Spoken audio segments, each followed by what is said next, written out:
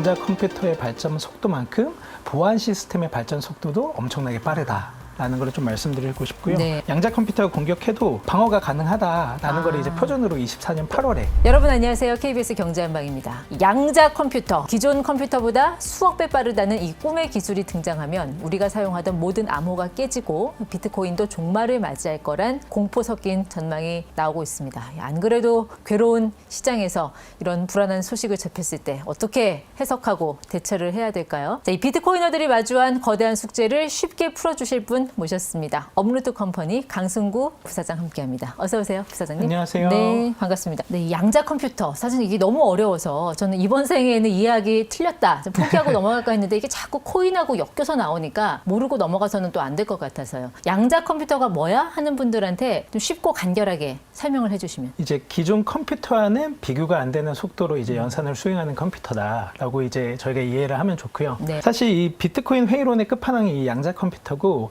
이 양자 컴퓨터에 대해서 기술의 이제 발전을 얘기할 때 항상 이 양자 컴퓨터 쪽 진영에서 비트코인을 항상 얘기를 합니다. 자가 발전인가요? 예. 왜냐하면 그렇게 얘기를 해야 사람들이 또 관심을 갖고 그렇죠. 이 기술에 또 투자를 하는 자본의 규모도 늘어나고 하기 때문에 그렇게 얘기를 하고요. 근데 반면에 이제 비트코인의 보안성은 되게 뛰어납니다. 그걸 좀 말씀드리면 비트코인에는 개인 키랑 공개 키라는 이 두 가지의 개념이 있어요. 그 비트코인 주소가 있잖아요. 네, 맞습니다. 그러니까 그 비트코인을 옮길 수 있는 개인 키를 해킹하는 거다. 예, 맞습니다. 너무 잘 알고 계시고요. 이 개인 키는 사실 256비트, 그러니까 2의 256승이거든요. 그래서 방대한 경우의 수를 갖고 있고요.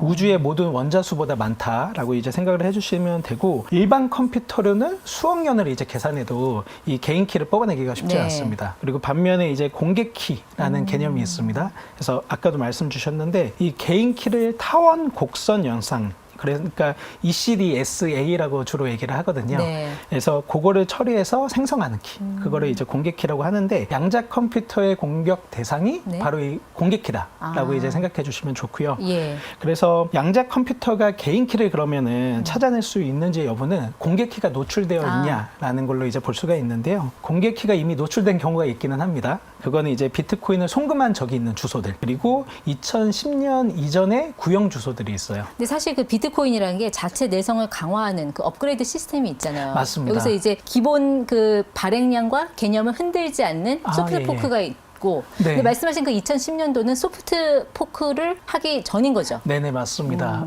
너무 잘 알고 계시네요. 그래서 그 이전의 주소들 같은 경우는 이제 그 해커들이 공격을 할 수 있는 여지들이 있는 거죠. 노출이 돼 있으니까. 근데 그 좀 이제 말씀드리고 싶은 거는 기술의 발전 속도만큼, 양자 컴퓨터의 발전 속도만큼 보안 시스템의 발전 속도도 엄청나게 빠르다. 라는 걸 좀 말씀드리고 싶고요. 네. NIST라고 미국 국립표준기술연구소가 있습니다. 여기서는 이제 2024년 8월에 네. 양자 컴퓨터, 아까 얘기 말씀드렸던 ECDSA를 대체할 수 있는 이제 새로운 이제 표준 체계로 MLDSA를 이제 발표를 했어요. 그래서 양자 컴퓨터가 공격해도 방어가 가능하다라는 걸 이제 표준으로 24년 8월에. 그 양자 그 내성 알고리즘들은 계속 개발이 되고 있다. 예, 맞습니다. 그거를 24년 8월에 또 이제 발표를 했고요. 네. 이 비트코인에 적용하는 시스템들도 국가 기관뿐만 아니라 민간에서도 계속 연구를 하고 있는데 26년 1월 최근이죠. 여기는 이제 BTQ 테크놀로지라는 곳이고, 여기는 이 보안 시스템을 이미 기반으로 한 테스트넷도 출시를 했습니다. 그러니까 그 양자 컴퓨터에 대응할 수 있는 뭐 마이닝, 트랜지션, 예, 맞습니다. 그리고 그 블록 탐색기 지원 개발 가능한 테스트 끝났어요? 네네, 그거를 이제 그 민간에서 우리는 요 정도 이제 만들었다라고 해서 이제 테스트넷을 출시를 한 거죠. 네. 물론 이걸 비트코인 시스템에 바로 그대로 적용할 필요는 없어서 그거는 이제 바로 적용하지는 않았지만, 네.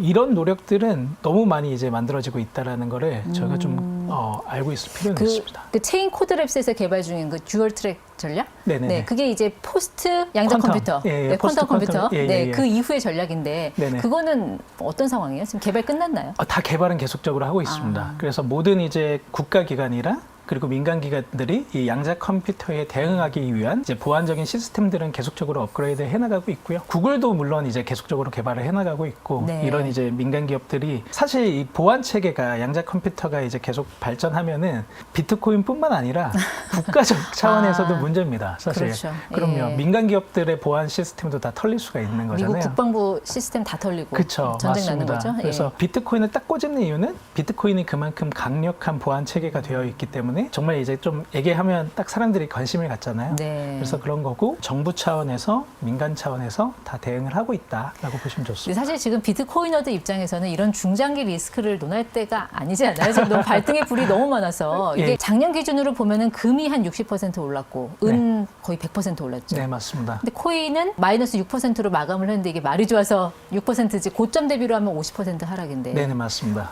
지금 시장 상황 어떻게 보고 계세요? 사실 가치 투자 얘기를 좀 드리고 싶은데 비트코인 같은 자산은 사실 알트코인이랑은 좀 구분해서 볼 네. 필요는 있습니다. 이 시중에 나와 있는 알트코인들이 한 3만여 개 정도 되거든요.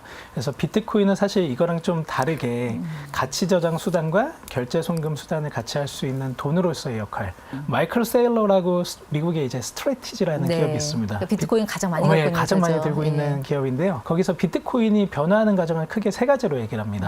디지털 캐피털에서 디지털 크레딧, 그리고 이제 디지털 머니로 넘어간다고 하거든요. 크레딧이라고 하면 신용. 신용 네. 맞습니다. 그래서 좋은 자산을 들고 있는 것만으로도 신용이 창출되잖아요. 부동산, 뭐 그리고 이제 금 같은 경우가 그렇죠. 그리고 비트코인이 그 역할을 해나가고 있다라고 네. 얘기를 하는 겁니다. 하지만 역시나 과도기적인 그 단계에 있기 때문에 변동성이 있죠. 그렇죠. 그래서 그 과정 속에 있다라고 생각하시면 좋을 것 같고요. 네. 그럼에도 불구하고 비트코인은 그 역할을 하는 것들을 지금 잘 만들어가고 있다라고 이해하면 좋습니다. 또 마이크로 스트래티지 같은 회사가 이제 네. 적립식으로 비트코인을 많이 투자를 하죠. 아, 예, 한 번에 맞습니다. 많이 사잖아요, 한 방에. 그나마 그런 기업들이 있어서 지금 어느 정도 가격 하방이 유지가 되고 있는 거 아니에요? 예, 너무 잘 말씀해 주셨고요. 스트래티지 같은 경우는 2020년도부터 하락장을 맞으면서 비트코인을 모았던 기업입니다. 평균 단가가 얼마 되죠? 평균 단가가 76K 정도 되고요. 76K, 예. 지금 좀 그거보다 많이 빠졌죠. 76K면 76,000 예, 달러 76,000이고 지금 비트코인이 60K까지 찍었다가 좀 이제 많이 다시 올라와 있으니까 네. 그래서 사실 비트코인 사람들이 이제 얘기할 때 야 평균 지지선이라고 얘기할 수 있는 가격이 얼마야 라고 했을 때 스트래티지 평단가는 안 깨지 않을까라고 얘기했던 게 76K인데 네. 그것도 깨고 지금 좀 더 내려와 있고요. 근데 스트래티지가 좋은 점은 매주 비트코인을 사요. 그게 제가 절대 실패하지 않는 비트코인 투자법이라고 말씀을 좀 드리고 싶은데요. 네. 장기적으로 우상향하는 자산 그리고 변동성은 있지만 이런 자산들은 적립식으로 산다고 했을 때 절대 실패하지 않습니다. 그래서 2009년에 미래에셋이라고 저희 이제 한국에서 가장 크잖아요. 네. 2009년에 나온 이제 책이 적립식 투자 총서가 있습니다. 거기에 적립식 투자에 너무나 잘 어울리는 그 성격을 두 개를 얘기하거든요. 첫 번째가 장기적으로 우상향하는 자산, 예. 두 번째가 변동성이 심한 자산입니다. 비트코인이네요. 비트코인이죠. 그래서 변동성이 심한 게 오히려 나쁘지 않다라는 겁니다. 이게 결국에는 이제 내려갈 때, 네. 높아질 때 다 구매하면서 평균적인 단가에 수렴을 하게 되는 거거든요. 지금 대표님께서 네네. 하고 계신 그 DCA 이게 맞습니다. 적립식 투자 이것도 네.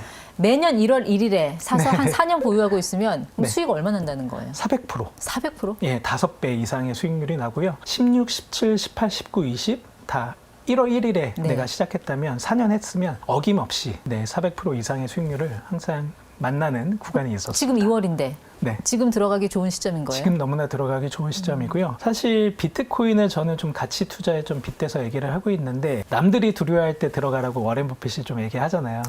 지금 같은 시점이 사실 그래요. 예, 그래서 어디를 가도 또 이제 사람들의 심리를 봐도 저점이고요. 그리고 블록체인 네트워크 상에 기록된 데이터를 저희가 온체인 데이터라고 합니다. 그 블록체인이 누구나 투명하다고 하잖아요. 네. 근데 누구나 볼 수 있는데 다 보시진 않죠. 그러니까 가장 객관적으로 볼 수 있는 게 그 온체인 데이터라는 네, 말씀이시죠? 맞습니다. 예. 그 데이터들을 봐도 지금이 이제 저점에 좀 내려와 있다. 우리가 보통 MVRV 그 네. 지표 많이 보잖아요. 네네, 그 맞습니다. 기준으로 봐도 지금이 거의 바닥인 거죠? 네, 맞습니다. 그 24년 1월에 비트코인 ETF 승인이 되고 나서요. 원체인 데이터도 이제 어떤 이제 시점이랑 좀 다르게 봐야 되는 것들이 있는데 24년 1월 비트코인 ETF 승인 이후로 지금이 가장 최저점. 내려와 있다라고 좀 말씀드리고 싶고요. 근데 어쨌든 월가에서는 포트폴리오의 재조정이 있는 거는 분명해요. 약간 비트코인 비중을 줄이면서 금을 좀 늘린다든지 네네. 일종의 금을 좀 해지 수단으로 활용하는 거라고 보면 될까요? 비트코인을 피한다라기보다. 맞습니다. 그렇게 보는 게 좋고요. 제가 최근에는 작년에 이제 베트남이랑 싱가포르 출장에 갔었는데 그때 한창 이제 금 가격이 오르다 보니까 월가뿐만 아니라 개인들도 이제 금은방에 줄 서가지고 금 사는 모습들도 많이 연출되고 했던 것 같습니다. 그래서 소위 비트코인이 디지털 골드라는 표현으로도 많이 부르기는 하는데 그 디지털 골드로서의 지위를 획득하는 거는 기간은 조금 필요하다라고 보고 있고요. 근데 지난해부터 이제 비트코인을 전략적으로 축적하는 기업들이 네. 많아졌잖아요. 네. 글로벌 상장사 기준으로 한 200개 정도 예, 맞습니다. 되나요? 네, 맞습니다. 근데 이제 그 기업들이 한때 펌핑 받아서 한 20-30배 올랐는데 지금 다 제자리 아닙니까? 네, 맞습니다. 근데 이런 상황에서도 개인들이 과연 들어가도 되는 구간인지 거기에 대한 두려움은 사실 있거든요. 네, 맞습니다. 그래서 개인들도 포모를 받잖아요. 야, 지금 들어가면 안 돼. 지금 꼭 들어가야겠다라는 포모를 받는데 기업들도 마찬가지입니다. 작년 같은 경우는 이제 말씀하신 대로 비트코인 트레저리 상장사가 200여 개 정도가 되는데 작년에는 비트코인 흐름이 좋았던 시기들이 있잖아요. 쭉 올라가던 시기들. 그때는 이제 기업들은 상장사다 보니까 자금 융통하기가 너무나 좋습니다. 그래서 야, 비트코인 올라가니까 자금 융통해서 야, 비트코인 올라갈 거야. 돈 좀 줘. 해서 받고 그걸로 비트코인을 사는데 이 기업들이 잘못한 지점이 뭐냐면 네. 한 번에 그냥 비트코인 다 산 거예요. 대부분의 기업들이.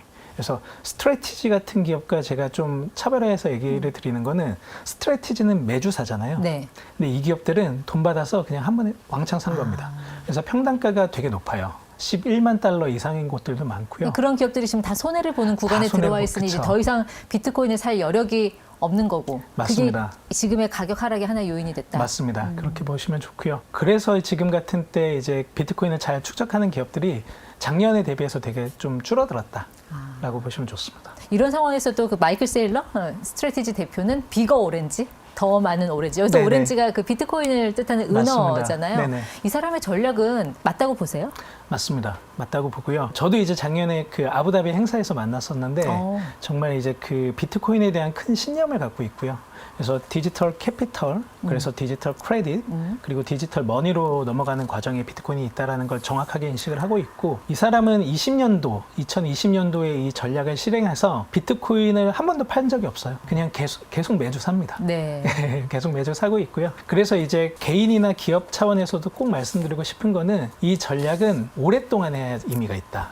그리고 꾸준히 매주 또는 매일 이런 네. 방식으로 해야지만 의미가 있다라고 좀 말씀드리고 싶습니다. 근데 비트코인은 주식처럼 실적이 나오는 자산도 아니고 채권처럼 이자가 붙는 자산도 아니잖아요. 네. 결국은 투자 심리 플러스 유동성으로 이제 가격이 움직인다고 보거든요. 네네. 올해 유동성은 어떤 변수가 있을까요? 유동성도 하나의 지표이고 그리고 비트코인이 이제 그 매출이나 이익을 내는 기업이 아니다 보니까 말씀하신 PER이나 PBR이나 그렇죠. 뭐 PSR이나 이런 지표들을 대입하기 너무 어렵고요. 가치를 평가하는 기준이 없다. 맞습니다. 그래서 SOV라는 시장, 가치 저장 수단의 시장이랑 비교를 하는 게 맞습니다. 그래서 이 가치 저장 수단의 시장은 그 말씀하셨던 이제 부동산 또는 이제 금 시장 같은 거겠죠.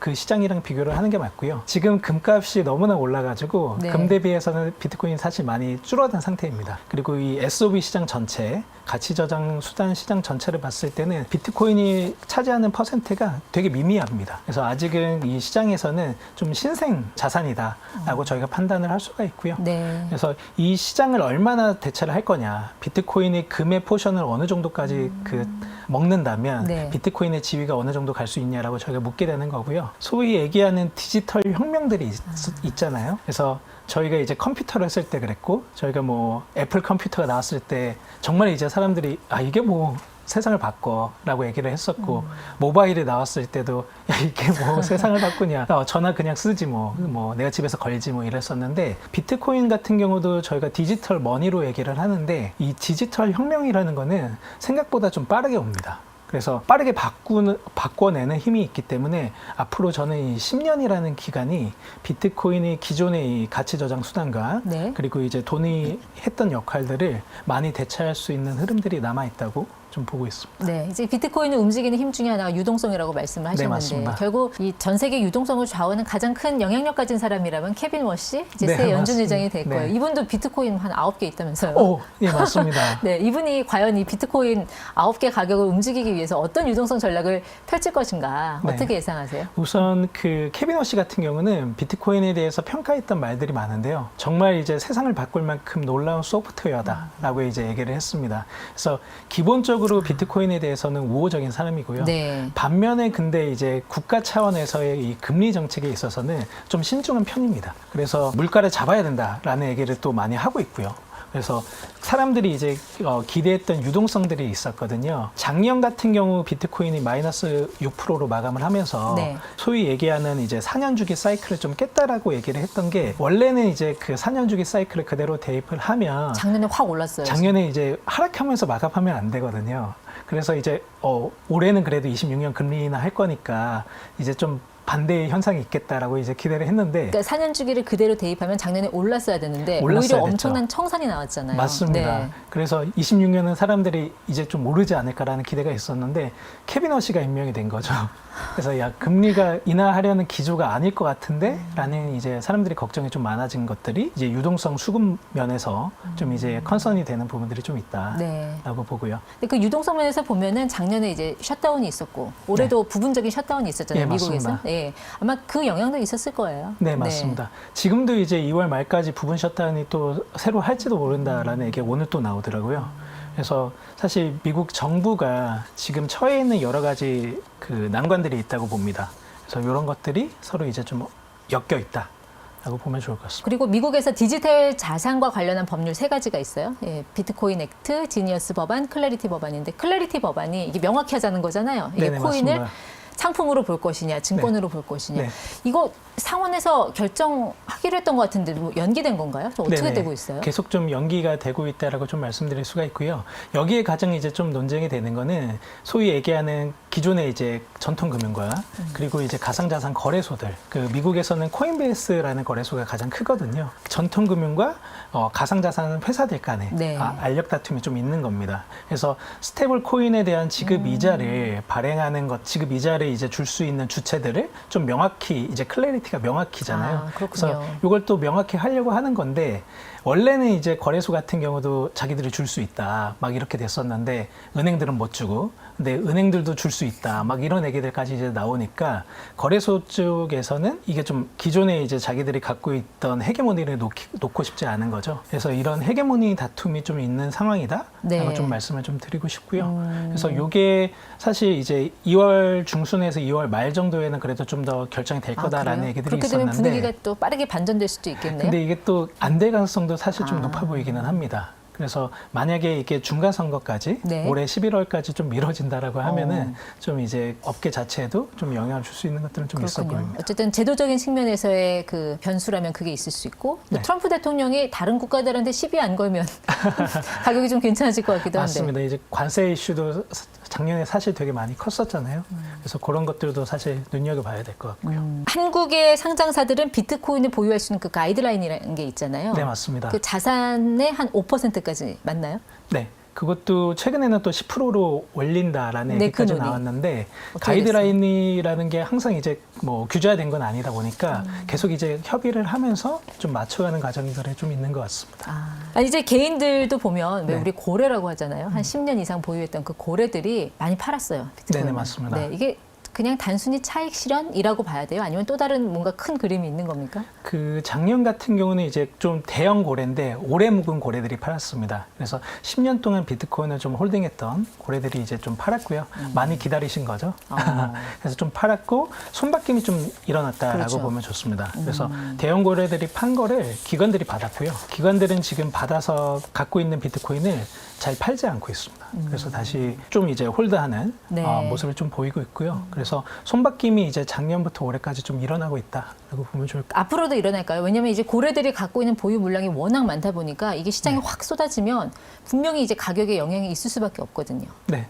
앞으로도 좀 계속 일어날 거라고 보고요. 사실 이제 스트레이티지 셀러 같은 경우는 거래소에서 사는 게 아니라 소위 OTC 시장에서 사거든요. 네. OTC라는 게 장외시장 말씀하시는 네네, 거죠? 맞습니다. 네. 결국 이제 워런 버핏이 했던 말을 한번 상기해볼 필요는 있을 것 같아요. 네. 좀 버핏이 왜 그랬잖아요. 10년간 장기 보유할 수 있을 만한 종목에 투자하라. 대표님 말씀대로 이 비트코인이 우상향하는, 꾸준히 우상향하는 투자 상품이라면 글쎄요, 버핏이 말한 그 종목 중에 하나로도 편입할 수 있지 않을까 싶은데. 네, 맞습니다. 저는 비트코인을 그 다른 어떤 거랑 비교할 때도 가치 투자의 자산이 대상이다라고 좀 많이 얘기를 하고 있고요. 그래서 이제 워렌 버핏 얘기를 지금 또 해주셨는데 워렌 버핏이 했던 이제 좋은 말들이 있는데 남들이 두려워할 때 오히려 용기를 내라라는 말도 있고요. 네. 또 이제 10년간 보유할 수 있는 그런 이제 기업이나 자산에 투자라고 했는데 비트코인이 바로 그런 대상이 아닌가라고 네. 생각하고 있습니다. 대표님 말씀대로 두려워할 때 용기를 내야 되는데 지금 시장 상황을 보면 사실 그 용기를 내기라는 게 개인으로서는 쉽지 않은 예, 예. 그런 상황이 분명한 것 같습니다. 어쨌든 그 말씀하신 DCA 적립식 네. 투자 네. 이것도 한번 살펴보면서 여러분들 투자 대응의 하나의 방식으로 고민해 봐주셔도 좋을 것 같습니다. 지금까지 강승구 부사장과 함께했습니다. 고맙습니다. 감사합니다.